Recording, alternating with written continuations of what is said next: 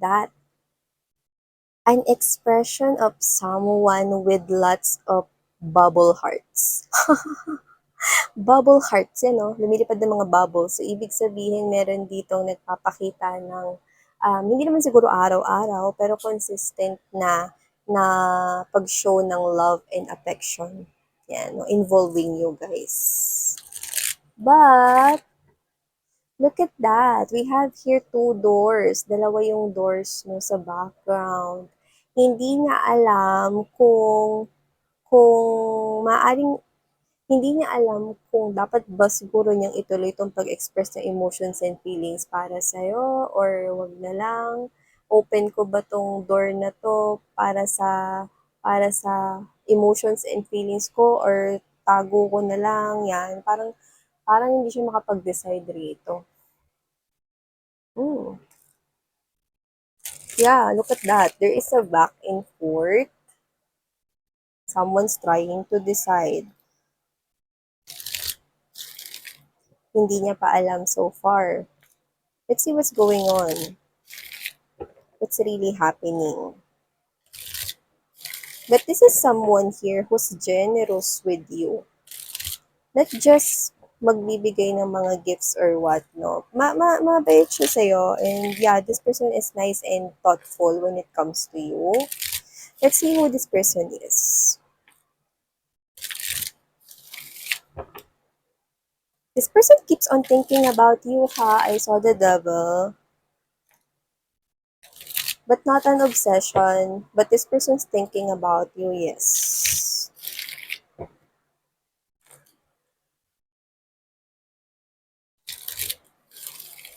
Okay, so let's go ahead and check this out.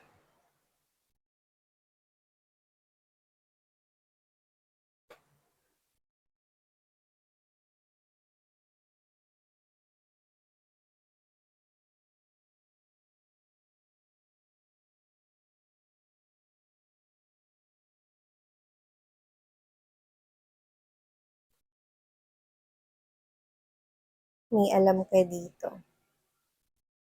Yes.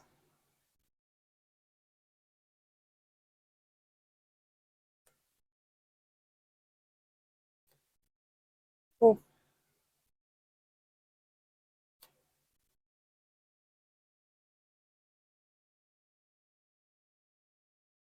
oh,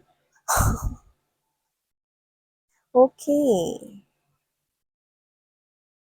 So, I do get right here that the angels and spirit guides, our guardians right here, is conveying me, telling me this kind of message from here that alam mo kung ano yung nangyayari.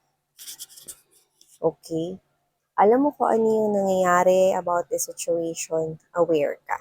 So, ano ba itong pinag-uusapan natin, Miss Yan? So, bago yan, no? Hayaan nyo munang batiin ko kayo ng hi and hello. So, hi and hello sa mga new subscribers natin dyan. Thank you sa pag-subscribe, no? At sana magstay kayo here with us in this community. And sa mga pabalik-balik na subscribers dyan, no? Sa mga viewers ko, thank you so much, no? Sa patuloy at wala talaga ninyong patid na pag-support sa akin. So, yun nga mga babes na tayong gender dito. And of course, this is timeless rin. So, yun nga, just take how this resonates na for others of you. This could possibly nangyari na. Sa iba naman, pwedeng nangyayari pa lamang sa kasalukuyan or at the present moment or pwede naman na isang prediction para sa iba sa inyo sa hinaharap. So, you might want to hear this out. So, yan. So, nakikita ko dito with the moon right here, Knight of Cups energy, Three of Cups right in there, Nine of Coins to the High Priestess. Alam mo na merong feelings para sa'yo ang isang person dito. Alam mo na meron siyang nararamdaman para sa'yo. Either sinabi niya yun ng diretso sa'yo or hindi niya sinabi, alam mo. Lumalabas kasi rito mga babes, no, na hindi naman sa highly intuitive ka, pero pwedeng malakas yung kutob mo, no. Kumbaga sa isang nilalang, parang talent mo, no, na parang lahat ng naiisip mo, no, is parang tama or never ka pa na bibihira ka rito na magkamali. No, pagdating sa mga sitwasyon yung parang, sabi ko na nga ba eh. Parang ganun ka, no? Parang most likely 'no, tama yung kutob mo, tama yung nararamdaman mo or tama yung tingin mo sa ibang tao. Anumang areas 'yan. Kunwari ganito, meron kang bagong katrabaho and then this is you, tingin ko hindi kami magkakasundo nito kind of thing and then this is you, tama ka, may ugali pala siyang ganito na hindi mo gusto or whatever 'no. So 'yan, gano'n ka 'no. I think sa lahat ng areas ng life mo here, 'yan 'no. At pagdating dito sa person na 'to, nakikita ko rito na alam mo yung nararamdaman niya, yung feelings niya para sa'yo. 'Yan, alam mo yon, okay. So, puwedeng sinabi niya yun sa'yo pero high chance na puwedeng hindi niya pa ito inaamin sa'yo 'no, ng diretso or ng direkta, pero minsan nagiging obvious na ito. Tsaka mabilis kang pu-make-up, hindi ka slow.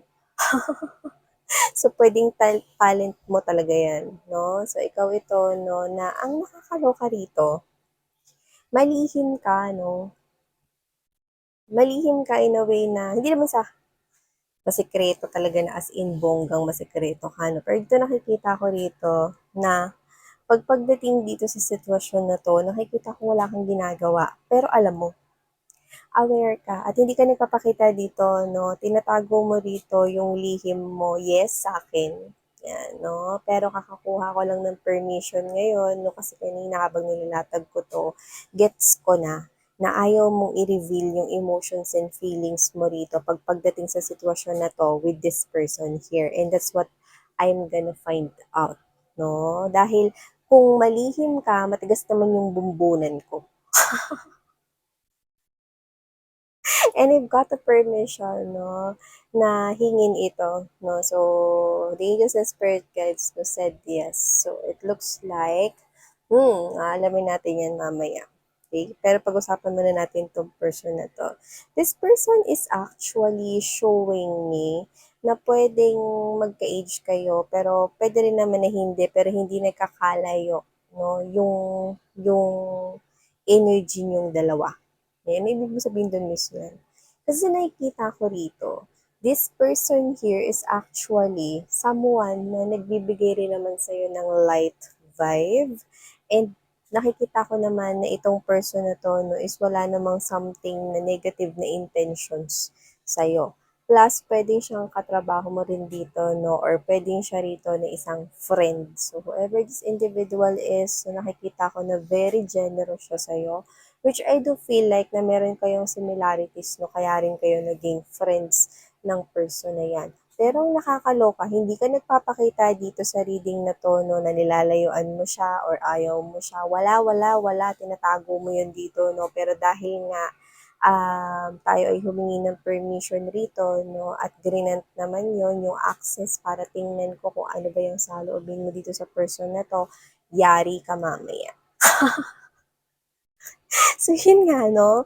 Well, this person here is giving me the vibe 'no, na tinatago niya yung feelings and emotions niya sa'yo, pero minsan nagiging obvious. So, kunwari ganito, um, hindi naman kailangan na hawakan yung kamay sa isang game. Kunwari 'no, sa office ninyo, kunwari may pa-event 'no, hindi naman kailangan hawakan yung kamay, pero yung sa'yo hinawakan niya or nahawakan niya.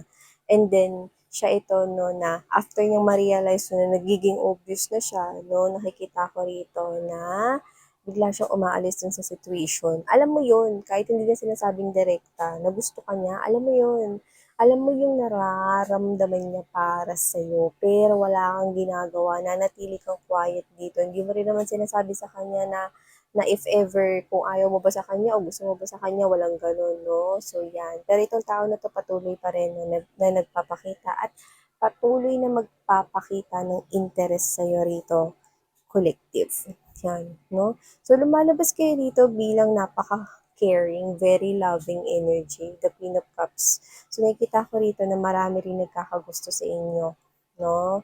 Doesn't have to be na puro admirers lang 'yun, ibig sabihin na marami ring, nagkakagusto rito sa energy ninyo. Kumbaga 'no, mayroon dito mga gustong makipagkaibigan sa'yo kasi nakikita nila that you are a very loving energy na makatutulong ka 'no, sa kanila 'no. Puwedeng mga katrabaho or your advices 'no, is makatutulong sa kanila. Nakikita ka ng mga tao as someone here na reliable. Mhm. So, nakikita kita dito 'no, na nagiging quiet ka and yes, maybe maaaring ikaw ay into your spirituality baka, um, ikaw 'to na malakas talaga ang iyong intuition, malakas yung pakiramdam mo at ikaw 'tong nakikinig dito 'no, sa sinasabi ng iyo ritong intuition 'no, puwede rin 'yan. Pero you're making someone here feel stressed kaya nga gusto kong malaman ano ba yung damdamin mo para sa kanya? Kasi dito nakikita ko na nakikita mo ang intensyon niya. Alam mo bago pa lamang lumabas ito sa ating reading. Nai-stress siya, hindi niya maintindihan, hindi niya alam kung ipupurso ka ba niya o hindi, no? Dahil nandoon siya sa isang sitwasyon kung saan tutuloy ka pa ba to, yan, literal na sumasakit rito yung ulo niya, no? You leave someone here confused with the strength card right here na napanghihinaan siya ng loob dito kasi you're not showing any signs. Hindi ka nagpapakita ng any signs dito na parang hindi mo siya sinusungitan, hindi mo rin naman siya pinapakitaan no, na gusto mo din siya. Like, literal na, alam mo yun, hindi rin naman poker face. Wala namang ganun, no? Hindi ko nakikita yun sa'yo, pero nakikita ko na may nililihim ka. May nililihim ka. At yun ang aalamin ko. Hindi ka makakatakas. Yan, no? Hindi ka makakatakas dito mga babes, no? Dahil dito kayo sa channel na ito napunta, aalamin kong damdamin mo para sa kanya. Yan, no?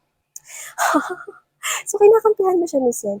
Hindi ko siya kinakampihan. Wala akong kinakampihan dito. Dito sa channel na to, wala akong pinapanigan. Pero, aalamin natin yung sikreto mo na yan dahil dito sa channel na to, walang secret.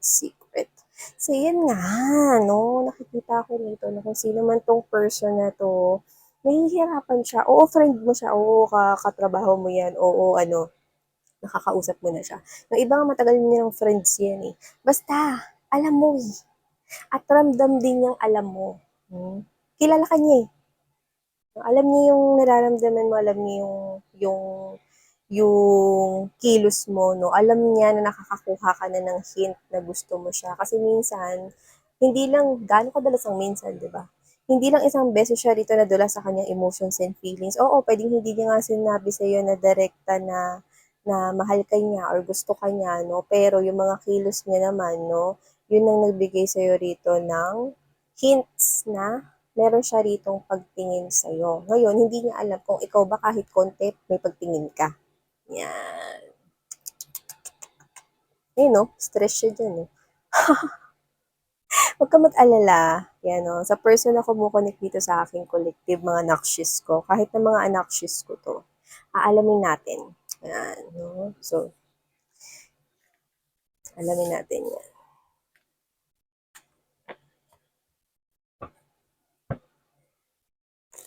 Spirits and angel guides, can you please show me what is my collective's true feelings for this person in this situation? Why is my collective not showing any signs of rejection or love and affection towards this energy right here? Tell me, show me about.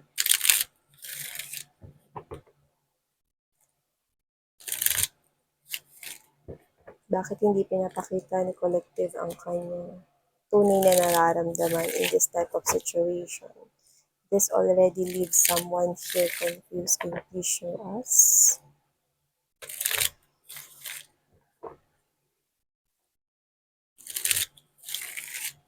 So, sabi ng iba, unfair naman yan, Miss Yun. Ba't tinahalongkat niyo yung feelings ko? Baka you. Sa channel na to, wala tayong pinapanigan. Pero yung reader, chismosa. Yan. Pagka naman kasi sinabi na hindi ko pwedeng alamin, hindi ko naman pinipilit mga mahal. Pero dito kasi, sorry kayo, pwede raw alamin eh.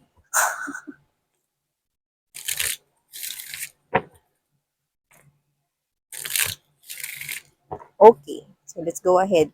Hindi ka nagpapakita ng anumang senyales kung gusto mo siya or ayaw mo sa kanya, like literally, hindi ka rin nagpapakita ng poker face, may sikreto kang malupit.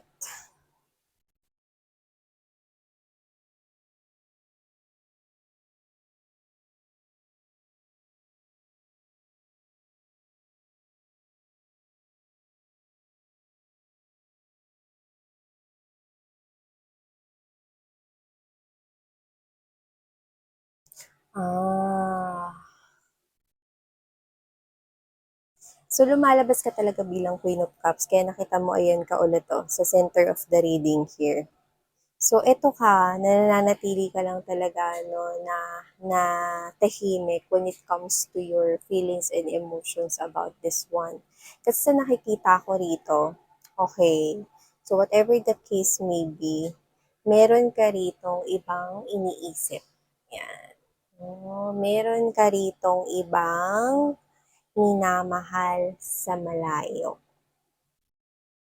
Okay? At nandoon ka lang sa klase ng energy kung saan binibigay mo, pansinin mo, kumokonek ka, connected ka sa iyong intuition, connected ka sa iyong emosyon, sa iyong feelings, no? At alam mo, parehas ka pang nakapikit dyan. At parehas rin mga babes, no? Na tamang-tama lang yung daluyong, no? Yung daloy ng emosyon rito, no? Tingnan mo, meron tayong dalawang palm tree sa likod. So, ibig sabihin, meron kang taong minamahal sa malayo, no? So, puwedeng may connection or may relasyon na kayo ng tao na 'yan, 'no? So, posible na isa itong LDR connection. Puwedeng literal na iba ang lokasyon niya, ibang bansa. Puwede rin naman na dito lang sa Pilipinas pero magkalayo kayong dalawa, 'no? At nakikita ko rito na nagpe-pay ka ng atensyon sa iyong emosyon pagdating dito sa person na 'to na iniisip mo na nasa malayo, sa kanya mo binibigay rito, no? Sa kanya nakatuon rito ang iyong atensyon. So nakikita ko rito, no, na posible kung may edad man dito, posible, no, na mas bata ito sa inyo, no, ng konti lang, okay? Or kung may age gap man dito, konti lang. Pero let's not get fixed with the age. Pero sa nakikita ko rito, no, kung sino man siya, tinuturing mo siya bilang siya yung gusto mong kasama na magplano sa future mo.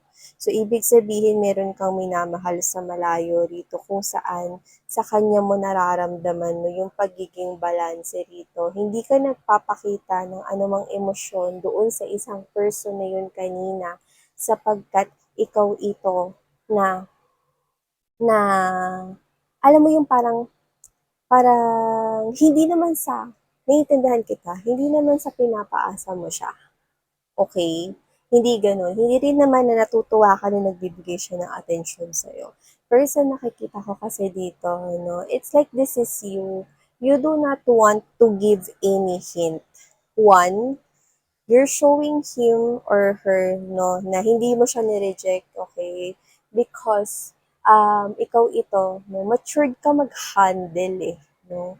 Ikaw ito mga babes, no, na parang dahil nga friend kayo or dahil katrabaho mo siya, you want to maintain a harmonious relationship or partnership with that person as a friend or as a coworker kung katrabaho mo siya rito, no? Ayaw mo siyang mawala, no? Dahil you see that person, no, as someone here who is reliable as well.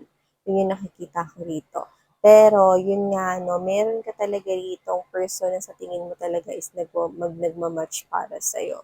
This is the type of person here. Yung kanina, no, almost parehas kayo ng energy, pero dito, mas nakikita mo, no, na talagang perfect fit ang inyong energy. Yun na nakikita ko rito. And this is someone here na nakakakita ka rito ng success, no? This person will give you that emotional feeling, that emotions na satisfied ka talaga, yung kontento ka talaga, no? At sa kanya mo gustong magsimula, no? Gumawa ng future. Yan. So, yun ang nakikita ko sa'yo rito, no? You're not showing any signs from that other person kanina, it is because, no, gusto mo siyang i-keep by your side. Yan, no? Ayaw mo rin naman siya ritong paasahin kasi hindi ka rin naman nag-show ng feelings na gusto mo siya, hindi ka rin naman nagiging tunay sa kanya. No? So, this is you na parang you just let it, no? Tuloy lang. Pag kinausap ka niya, it is what it is. No, ganun lang. Okay? Sometimes kasi mga babes, no, meron talagang mga individuals, no, na ang way nila ng pag-treat or pagdedesisyon, no, is kanya-kanya tayo ng decision dito. Ikaw to, na hindi mo siya ni-reject, no, in a way na maybe you think that this is somewhat harsh, pero hindi mo rin naman ginarantiya, no, may magbabago sa friendship ninyo or what. Okay, walang gano'n. Parang kung ano yung connection ninyo bago pa ito nagkaroon na emotions and feelings na ito niya para sa iyo, no, is ganyan na talaga no, yung pakikitungo mo. Wala, hindi ka nag-iba pagdating doon. Okay? So, yeah. May minamahal ka sa malayo. Meron kang um, hindi lang basta tutropahin, no, kundi jojowain sa malayo.